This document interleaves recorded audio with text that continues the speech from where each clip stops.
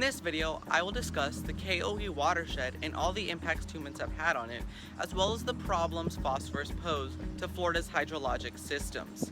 Finally, I will talk about the restoration process and all that it entails, including its major costs. KOE is an acronym for a large hydrologic system in Florida. The K stands for the Kissimmee River, the start of the massive system.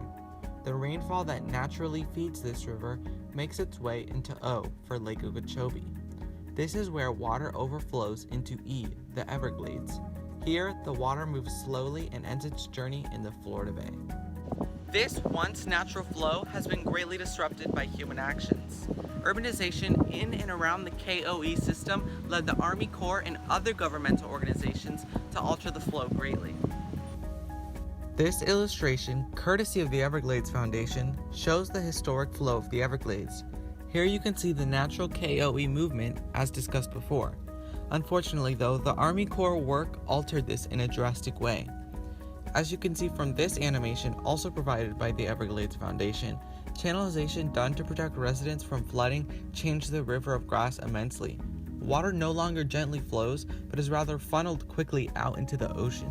On top of the devastating channelization, other human actions have had negative consequences on the water systems in Florida, including runoff. As more and more people moved into Florida, pollution from the many residents was bound to be an issue. The KOE system has already seen the effects of such pollution in elevated phosphorus levels throughout the system. According to the EPA, phosphorus is a naturally occurring chemical, but too much of it causes major problems. As seen in some of Florida's waterways, algae begins to grow rampant as a result of elevated phosphorus, taking resources from other species. On top of altering natural ecosystems through runoff pollution, humans also block the flow of KOE for agricultural uses. The Everglades agriculture area sits where water once flowed. This has dehydrated the southern Everglades tremendously and shrunk its size greatly. Considering the size and scale of the KOE system, there are many arguments over what must be done to preserve the once healthy system. There are so many things that need to be taken into consideration when looking to restore the KOE system, as Mr. Surratt explained to us at the Loxahatchee Wildlife Refuge. Primarily, you need to think about the millions of residents who now inhabit the former Everglades. If natural flow was restored, they would all be underwater. Apart from this humanitarian concern, you must also face the political and economic power of certain groups, like the Everglades agricultural area mentioned before. Donato Surratt also shared with us the painstaking bureaucratic process him and his team have gone through to regulate and control the EAA's actions so that the Everglades could return to a healthy system.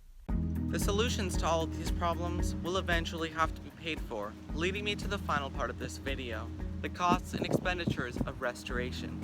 The South Florida Water Management District states that over $1.1 billion federal dollars and $2 billion more from the state level have already been poured into the comprehensive Everglades restoration plan.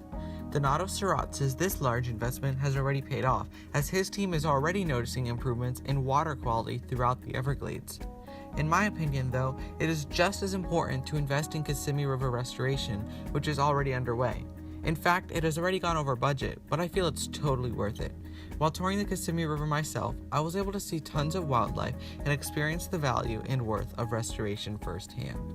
As I discussed in this video, there are so many impacts humans have had on the water systems in Florida, and there are so many more things that must be considered when looking to restore these systems. Despite these challenges, the goals set forth by the Everglades Foundation are most definitely attainable, but it all requires every single Floridian to understand and consider all that goes into the restoration process. Politicians must agree to continue investing in the restoration. Farmers must dedicate themselves to reducing the amount of phosphorus they use. But most importantly, average Floridians like myself must educate themselves and understand all of the things that go into restoring the system, as I was able to do at age 2 to go.